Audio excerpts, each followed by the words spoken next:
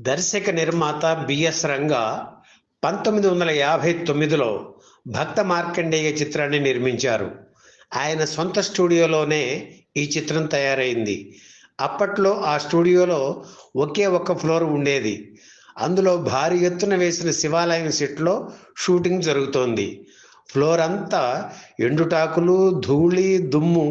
షాట్లో గాలి దుమారం వచ్చి మొత్తం శివలింగం మూసుకుపోవాలి. అందుకే మెయిన్ గేట్ దగ్గర పెద్ద ప్లోఫల్లార్ పెట్టారు. ఆ సినిమాలో కాంతారావు తొలిసారిగా శివుడి పాత్ర పోషించారు. మాస్టర్ ఆనంద్ మార్కండేయుడు, యముడు కన్నడ నటుడు ఆర్ నాగేంద్రరావు. ఆయన మేకప్తో రెడీ అయ్యి దర్శకుడి పిలుపు కోసం ఎదురు చూస్తున్నారు.